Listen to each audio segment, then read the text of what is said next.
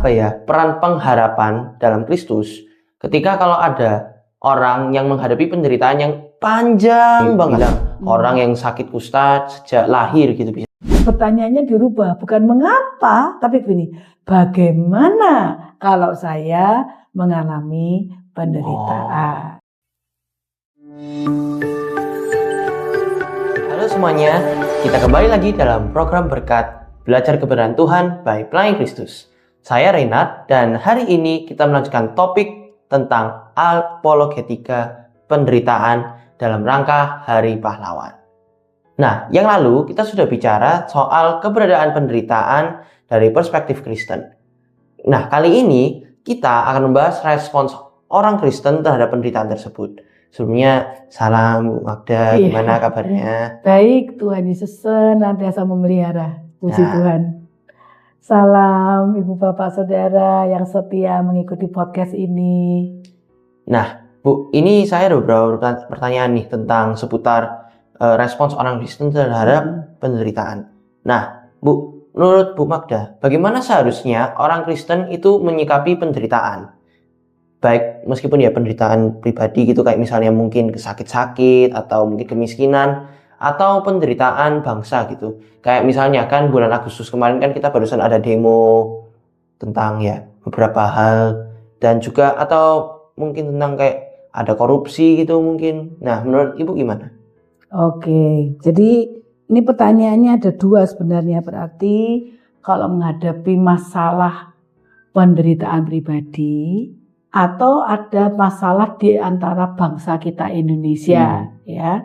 Dalam rangka Hari Pahlawan, gimana sih sebenarnya orang Kristen ini harus berperan di Indonesia, gitu kan ya? Nah, sebenarnya pertama dulu.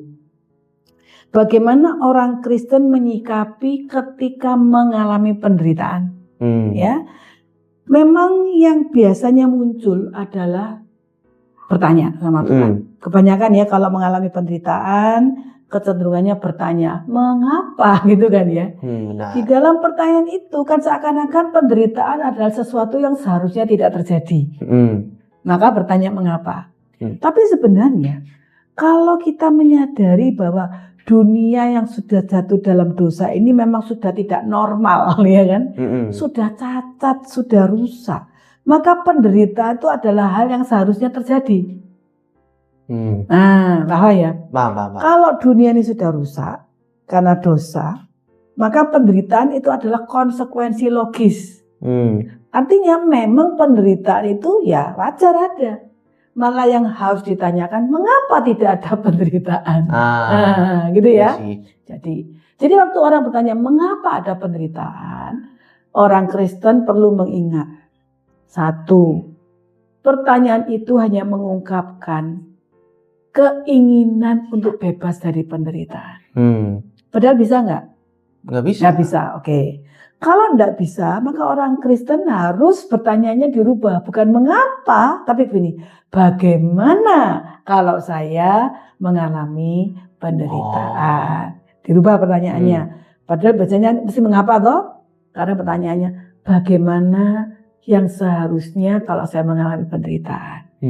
Pertanyaan sama siapa? Sama Tuhan. Tuhan, saya ini mungkin dikhianati oleh sahabat, oleh pimpinan perusahaan saya, atau oleh suami atau istri saya, dikhianati atau dijatuhkan sehingga kita tiba-tiba jatuh bangkrut, kita ditipu, kita misalnya anak-anak dulu tuh dibesarkan dengan kasih sayang, tapi setelah orang tua sudah tua, anak-anak menyia-nyiakan kan banyak ceritanya penderitaan. Bisa juga sakit yang tidak sembuh, kemudian masalah ekonomi banyak. Ini satu dulu ya tentang penderitaan kita. Waktu kita bertanya, bagaimana Tuhan saya harus menyikapi? Yang pertama, di dalam firman Tuhan itu tugas orang Kristen itu cuma satu sebenarnya. Mengasihi Tuhan dengan segenap hati, segenap jiwa, segenap akal budi, dan segenap kekuatan. Berarti harus berkata begini, Tuhan, bagaimana saya harus menghadapi penderitaan ini dengan tetap bisa mengasihi Tuhan. Nah, Itu pertanyaan yang benar tapi sulit. Tapi saya mendorong semua orang Kristen ketika mengalami penderitaan kembali kepada tujuan Tuhan menciptakan kita. Yaitu untuk menikmati kasih Tuhan. Jikalau melalui penderitaan ini saya belajar untuk bisa menikmati kasih Tuhan dan membalas kasih Tuhan. Tolong saya Tuhan menghadapi penderitaan ini. Saya bisa kuat, saya bisa tabah. Karena fokusnya bukan pada jalan keluar. Tapi fokusnya ada pada mengalami Tuhan. Susah ya, tapi itu yang paling baik. Jadi ketika menghadapi semua kesulitan yang kita tidak inginkan, bertanyalah bagaimana saya boleh menjalani sampai tiba saatnya Tuhan melewatkan, supaya saya bisa mengalami kasih Tuhan dan membalas kasih Tuhan. Dan saya bertumbuh mengasihi Tuhan. Itu yang pertama. Ketika kita bisa berdoa sungguh-sungguh, maka kita akan menerima hikmat, wisdom untuk kita menghadapi masalah ini dengan sikap yang tepat, yang baik. Biasanya masalah itu menjadi lebih berat karena kita meresponnya nggak tepat, nggak sesuai.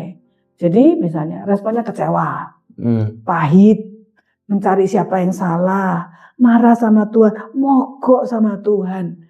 Nah, sikap-sikap yang tidak tepat ini justru menambah masalah. Di dalam Roma 8 ayat 28 sudah diajarkan. Karena kita ini diselamatkan oleh Tuhan Yesus. Kita dipanggil dan dipilih menjadi anaknya. Kalau ada kejadian apa saja, kita harus ingat Tuhan itu tidak pernah meninggalkan kita. Jadi orang Kristen harus percaya. Keadaan senang atau susah, Tuhan tidak pernah meninggalkan kita. Jadi tinggal datang, Tuhan, saya kok merasa sendiri. Saya merasa kok berat. Tuhan, saya percaya Tuhan tidak meninggalkan saya. Jadi berdoalah doa yang benar yang dijanjikan oleh Tuhan dalam Alkitab. Ya, di dalam Matius 10 ayat 29 sampai 31. Tuhan berkata begini. Kamu itu manusia dibandingkan sama seekor burung. Burung gereja atau burung pipit kalau di Alkitab ditulis. Itu burung pipit itu harganya murah sekali. Mungkin kalau kita di Indonesia 5.000 bisa dapat burung satu kecil yang murah. Atau 10.000 lah, murah sekali. Tapi Tuhan mengatakan burung pipit yang murah, burung gereja yang murah, Tuhan pelihara. Dan Tuhan tidak pernah bohong. Maka Tuhan bilang apa? Rambut di kepalamu sama Tuhan tuh dihitung. Artinya bukan Tuhan sungguh menghitung ya, tapi memberitahu bahwa yang sepele ini ada di dalam kontrol Tuhan. Maka kamu jangan takut ketika kamu mengalami kesusahan, kesedihan. Sebab Tuhan tidak pernah meninggalkan kamu dan kamu dapat selalu berseru meminta pertolongan Tuhan. Contoh, seorang ibu yang 12 tahun pendarahan di Alkitab. Dia kan sudah kemana-mana, habis uang, tidak ada orang yang mau dekat sama dia ada ke perempuan najis. Tapi pada waktu Tuhan Yesus lewat, perempuan itu diberikan keberanian untuk mendekat pada Tuhan Yesus. Lalu memegang ujung jubahnya Tuhan Yesus. Dia bilang, kalau saya pegang ujung jubahnya, ya dengan perkenan Tuhan saya akan sembuh. Dan ternyata Tuhan Yesus berkenan. Perempuan yang sudah 12 tahun loh ya, bukan kemarin, mengalami penderitaan pendarahan. Saat itu juga dia sembuh. Berarti kita bisa berdoa begini, Tuhan, kalau Tuhan mau memberikan jalan keluar hari ini, Tuhan bisa. Tapi kalau Tuhan masih memproses saya, berarti itu proses untuk saya bisa bertumbuh semakin serupa dengan Kristus. Itu di dalam Roma 8 ayat 28 dikatakan segala perkara bekerja bersama untuk mendatangkan kebaikan bagi orang yang mengasihi Tuhan. Yang dipanggil dan dipilih supaya kita menjadi serupa dengan gambaran anaknya, yaitu Tuhan Yesus. Berarti orang Kristen harus percaya. Sejelek-jeleknya keadaan saya, Tuhan tidak pernah meninggalkan. Tuhan berdaulat, itu disebut dengan providensia. Yang dikatakan tadi, rambut di kepalamu sudah dihitung. Kamu lebih berharga dari burung pipit. Jadi kamu jangan takut. Kamu tidak pernah ditinggalkan, Tuhan beserta dengan kamu. Kita pegang janji itu.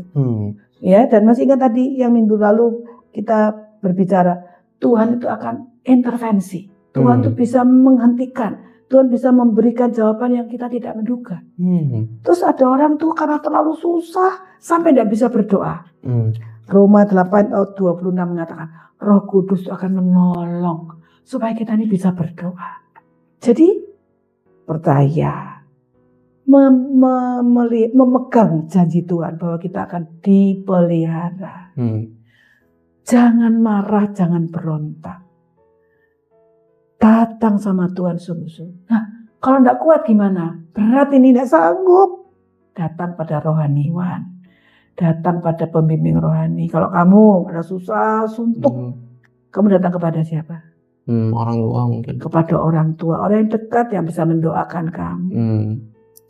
Dan baca firman, ini kekuatan yang terbesar. Membaca firman Tuhan. Kalau kita biasa membaca Alkitab setiap hari, pada waktu kita menghadapi kesusahan, itu penghiburan Tuhan terus muncul. Karena pikiran dan hati kita isinya firman. Jadi nasihat saya pada semua orang Kristen, jangan tunggu susah baru berdoa dan baca Alkitab. Setiap hari baca firman dengan sungguh-sungguh. Setiap hari mengasihi Tuhan. Sehingga keadaan apapun yang terjadi, responnya itu langsung adalah mengasihi Tuhan. Contoh Renat, kalau ada anak kecil nih, umur 3 tahun. Padahal tuh hujan keras sekali. Kalau ada petir menyambar-nyambar. Biasanya anak umur sekian gimana perasaannya? Ya cuma bisa nangis sih, bisa ngapain. Takut betul nggak? Dia lari kemana? Ya lari ke mama papanya. Ke orang tua, papa mama yang menurut dia bisa memberikan rasa aman. Dia bisa ngatasi anak kecil, nggak tahu. Tapi dia tahu. Ketika dia lari kepada orang tua, bahkan orang tua nggak bilang apa-apa loh. Dia sudah merasa aman. Nah, sebetulnya begitu cara kita menghadapi kesusahan. Datang sama Tuhan. Tuhan belum jawab apa-apa, Tuhan belum bilang apa-apa. Kita baca firman mungkin tidak mendengar pesan Tuhan misalnya. Kita berdoa mungkin tidak dengar suara Tuhan. Pokoknya datang berseru sama Tuhan. Roh Kudus akan menolong dan menguatkan. Cari rohaniwan, cari teman untuk bisa curhat dan mendukung dalam doa. Jangan sekali-kali meninggalkan Tuhan, apalagi marah, kecewa, pahit, mogok, memaki Tuhan, jangan. Begitu. Ya, kira-kira jelas gimana menurut kamu? Jadi kalau disimpulkan ya, kalau yang dari yang saya dapat ya, kalau misalnya orang Kristen itu menerima penderitaan itu, mereka menerimanya dengan cara mereka berdoa sama Tuhan, atau juga mendatang kepada Tuhan dengan baca firman, bertanya kepada orang-orang yang lebih dewasa dalam iman gitulah. Benar kan? Betul. Dan ketika kita datang pada Tuhan, itu nanti Tuhan akan memberitahu kita bagaimana kita harus bersikap. Sampai nanti kita ngerti, oh ternyata saya melewati semua ini. Tuhan punya rencana. Membaca kisah-kisah tokoh-tokoh baik Alkitab yang juga menderita, bagaimana mereka dipakai oleh Tuhan. Saya waktu kecil membaca kisah seorang dokter. Namanya Mary Ferguson dari negara India. Dia jadi dokter, dia mau melayani orang sakit kusta. Loh kan jarang orang mau melayani orang sakit kusta, betul enggak? Tapi orang sakit kusta tuh bilang, kamu menghibur saya, menolong saya, tapi kamu kan sehat. Bisa aja ngomong tok, ngomong doang. Saya ini orang sakit kusta, dihindari orang. Jadi waktu Bu Mary, Dokter Mary itu berusaha menginjili, berusaha memberitakan tentang kasih Tuhan Yesus, mereka menolak, nggak mau percaya. Emangnya, lah kamu kan baik-baik saja, kami menderita. Sampai satu hari, Dokter Mary Ferguson itu terkena kecelakaan yang membuat dia tidak bisa memakai kedua kakinya. Kecelakaan yang menyebabkan dia pokoknya mengalami kecelakaan yang parah sehingga dia tidak bisa menggunakan kakinya. Dia lumpuh. Pada waktu itu dia sangat sedih, sangat susah. dia bertanya sama Tuhan, tapi kemudian dia memutuskan dengan pertolongan Roh Kudus, percaya Tuhan. Tuhan tidak akan membiarkan sehelai rambut jatuh. Kalau sekarang kaki saya tidak bisa berjalan, lumpuh karena kecelakaan, saya percaya sama Tuhan. Dia butuh waktu untuk akhirnya memilih percaya Tuhan, memilih mengasihi Tuhan. Terus Tuhan ingatkan dia, Mary, kamu nggak ada kaki sekarang, nggak bisa, bukan kakinya hilang, tidak bisa buat berjalan, lumpuh di atas kursi roda. Tapi kamu masih punya apa? Saya punya tangan. Bisa enggak kamu melayani? Dia semangat. Bisa. Akhirnya dia kembali ke rumah sakit. Jadi dia butuh waktu ya untuk bisa pulih dan semangat. Kembali ke rumah sakit dengan tangannya. Dia menolong orang sakit kusta. Lalu dia memberitakan Tuhan mengasihi dia. Tuhan mengasihi orang sakit kusta. Menurutmu orang sakit kusta ini sekarang mau dengar dia enggak? Mau dengar. Mau, kenapa? Karena sudah mengalami penderitaan. Melihat orang ini mengalami penderitaan tapi tetap percaya Tuhan. Banyak orang kusta di India percaya pada Tuhan Yesus. Buku itu judulnya Pakailah Tanganku. Itu waktu saya masih kecil baca buku itu. Jadi saya berpikir betul ya. Mary Ferguson waktu pertama kali kecelakaan, dia pasti protes sama Tuhan. Saya ini bisa bekerja untuk Tuhan, kenapa saya dibikin cacat gitu kan ya. Tapi ketika dia tahu, walaupun bukan begini, kamu kalau tidak cacat, kamu tidak bisa dipakai Tuhan, bukan begitu. Tapi bahwa melalui penderitaan, tetap Tuhan itu bisa memakai hidup kita. Bahkan lebih efektif, karena kita punya empati, bisa merasakan. Kamu udah pernah baca bukunya? Belum pernah sih. 2 tangan, pakailah tanganku. Jadi saya mendorong orang Kristen, baca buku kisah yang mengharukan tentang orang yang melayani Tuhan, para misionari, hamba-hamba Tuhan yang dipakai Tuhan di dalam hidupnya, dan tokoh-tokoh Alkitab yang menderita. Coba kamu sebut satu tokoh Alkitab yang menderita siapa? Stefanus. Setia sampai akhir. Hidupnya dipakai oleh Tuhan. Dipakai. Oke. Ya? Ya. Nah, ini kan kita sudah membicarakan tentang bahwa seorang Kristen harus berdoa minta tolong sama Tuhan. Nah, tapi kalau untuk begitu kan harus ada yang namanya pengharapan kan, Bu? Betul. Nah, menurut Ibu, apa ya peran pengharapan dalam Kristus ketika kalau ada orang yang menghadapi penderitaan yang panjang banget? Dan juga mungkin kelihatannya ya gak adil juga. Misalnya seperti yang Ibu tadi bilang, orang yang sakit kusta sejak lahir gitu, bilang gitu. Atau mungkin orang yang lahir dari keluarga yang miskin, jadi harus hidupnya agak susah. Menurut Ibu gimana? Memang ya, kalau berbicara tentang penderitaan yang panjang dan sampai meninggal gitu terus, itu memang hanya satu kata kuncinya, pengharapan. Dan yang bisa memberi pengharapan hanya Roh Kudus. Memang betul. Tapi kalau mau tanya gini, ada enggak ya orang enggak punya Roh Kudus bisa berharap? Bisa juga kalau dia orangnya optimis, positive thinking. Tapi pengharapan orang Kristen itu beda. Karena pengharapannya itu adalah pengharapan yang pasti dalam rencana Tuhan. Dan itu akan dibawa pulang sampai ke surga. Bukan cuma di dunia ini. Jadi misalnya nih, kamu pernah mendengarkan kisah tentang Nick Vujicic, siapa namanya? Nick Vujicic. Nah, benar. Ya, seorang yang dari lahir itu, dia nggak punya apa? Nggak punya tangan. Nggak punya tangan, nggak punya apa lagi? Nggak punya kaki. Punya sedikit ujung jempolnya itu, ya kan? Dia tuh berkali-kali pengen bunuh diri. Benar. Karena dia merasa hidup dia itu apa?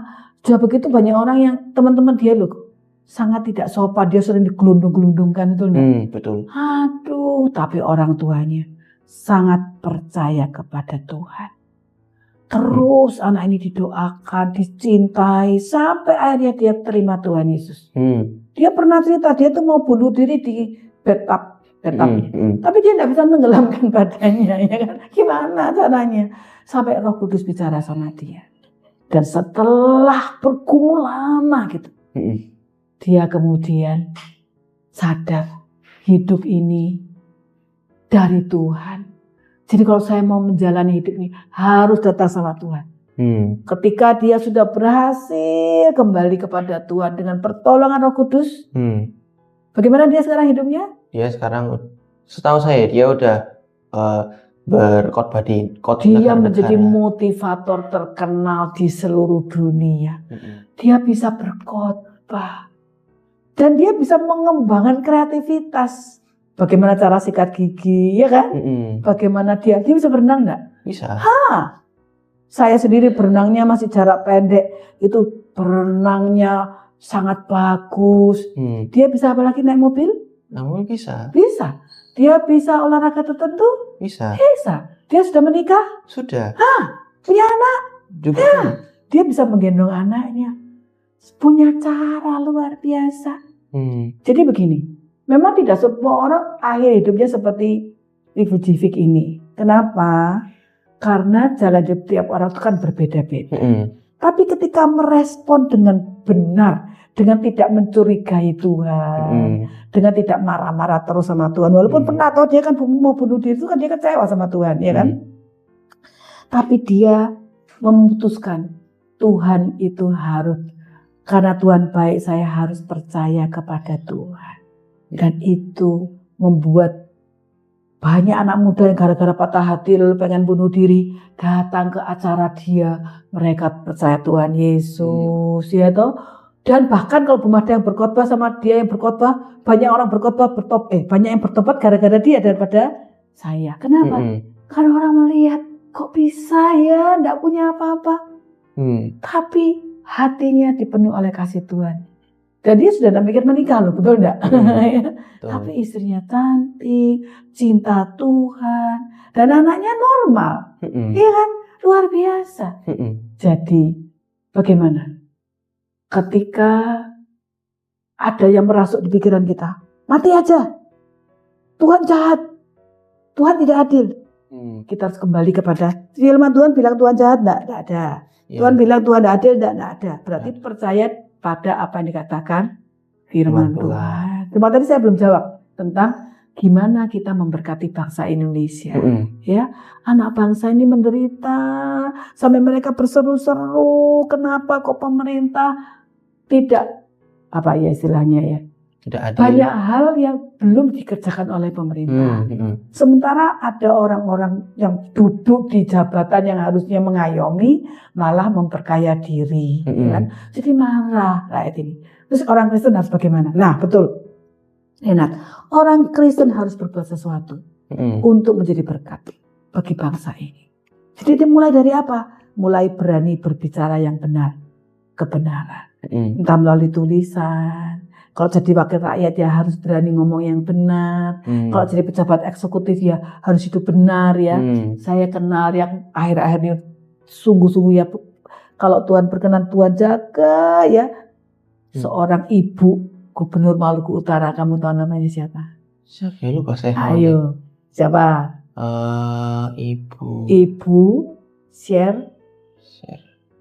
Ibu Shirley Sowanda Laos.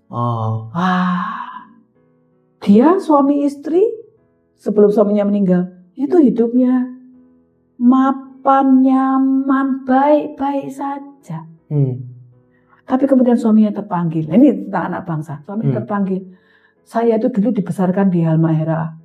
Keluarga saya sangat miskin sekali. Tapi dengan berkat Tuhan, dia percaya Tuhan Yesus, akhirnya pekerjaannya diberkati. Intinya dia menjadi orang yang sangat kaya. Tapi dia terpanggil. Saya mau membaktikan diri saya melayani. Tapi kemudian dia akan kecelakaan, terbakar pesawat kapal speedboatnya itu loh. Pokoknya intinya dia meninggal dalam kebakaran speedboatnya itu. Istrinya juga luka parah. Tapi pada waktu itu Tuhan bicara kepada Ibu Shirley Sowanda tadi. Tuhan memanggil dia untuk memberkati anak bangsa. Setelah bergumul dengan air mata, akhirnya dia kemudian mencalonkan diri menjadi gubernur Maluku Utara. Sekarang, kamu kalau ikuti TikTok-nya, YouTube-nya, dia benar-benar membagikan kasih Tuhan. Dia memperhatikan orang miskin, orang tidak mampu, memajukan pendidikan. Ya memang tidak setiap orang Kristen harus jadi gubernur, tapi bisa. Ya toh? Kan enggak masuk pemikiran. Ditinggal meninggal suaminya dengan kecelakaan yang sangat sedih. Dia dipakai Tuhan untuk menolong apa yang suaminya tidak bisa melakukan karena sudah meninggal, dia lakukan. Padahal dia ini asli ibu rumah tangga, tapi dia sekolah cukup bagus ya. Dia alumni, kebetulan juga dia alumni dari Petra Christian University. Dia mengambil masalah manajemen ya, sehingga dia bagus sekali ya, luar biasa dipakai oleh Tuhan. Jadi itu contoh. Di Alkitab siapa yang menjadi berkat untuk bangsa?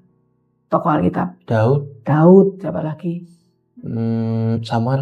Samuel, Nabi, siapa lagi yang memimpin lalu dicintai oleh, bahkan di negara di mana dia ditawan, siapa? Daniel.